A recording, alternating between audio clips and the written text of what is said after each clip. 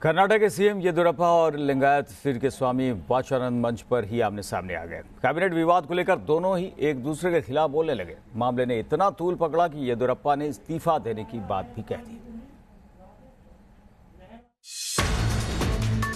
कर्नाटक के मुख्यमंत्री वीएस येदियुरप्पा ने सोचा भी नहीं था कि जिस लिंगायत समुदाय के वो एक छत्र नेता माने जाते हैं, उसी लिंगायत समुदाय के बड़े धर्मगुरु स्वामी वाचानंद इस तरह मंच पर उखड़ जाएंगे। कर्नाटक के दावणगेरे में एक धार्मिक फंक्शन के दौरान स्वामी वाचानंद और वीएस येदियुरप्पा आमने सामने आ गए। ಮುರುಗೇಶ್ವರನೇ ಸಾಕಷ್ಟು ನಿಮಗೆ ಸಹಾಯ ಮಾಡಿದಾನೆ, ನಿಮ್ಮ ಬೆನ್ನಿಂದ ಬೆನ್ನೆಲುಬಾಗಿ ನಿಂತುಕೊಂಡಿದ್ದಾನೆ, ಅವರ ಕೈ ಬಿಡ್ಲಿಕ್ಕೆ ಹೋಗಬೇಡಿ। ನೀವು ಈ ಸಲ ಅವನ ಕೈ ಬಿಟ್ರೆ ಇಡೀ ಅಖಂಡ ಪಂಚಮಸಾಲಿ ಸಮಾಜ ನಿಮ್ಮನ್ನ ಕೈ ಬಿಡ್ತದೆ।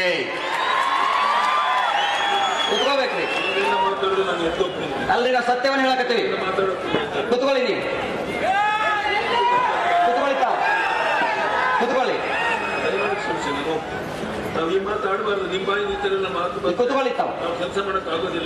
ನೋಡ್ರಿ ಮೊನ್ನೆ। दरअसल कर्नाटक में कैबिनेट का विस्तार होना है और स्वामी वाचानंद मुरुगेश निरानी को मंत्री बनाने की तरफदारी कर रहे हैं।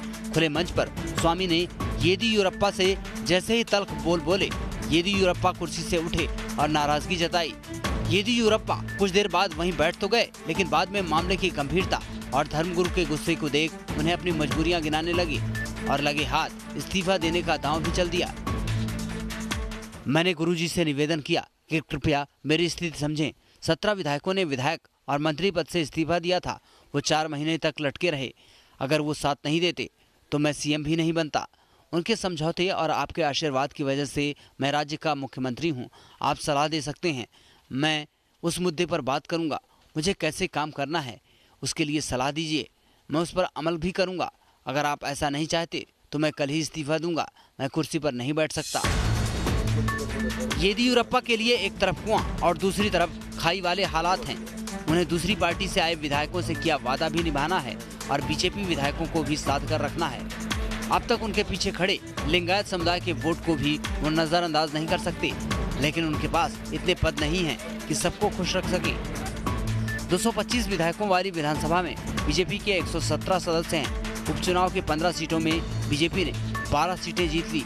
इसी के बाद येदियुरप्पा पर मंत्रिमंडल विस्तार का दबाव बढ़ रहा है।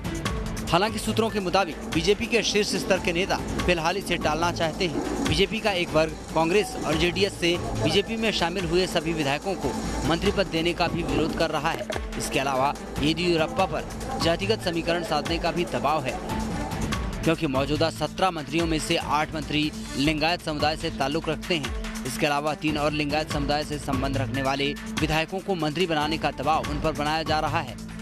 अगर ये मांग मानी गई तो येदियुरप्पा समर्थक गैर लिंगायत विधायकों और उनके समर्थकों की नाराजगी का खतरा भी है।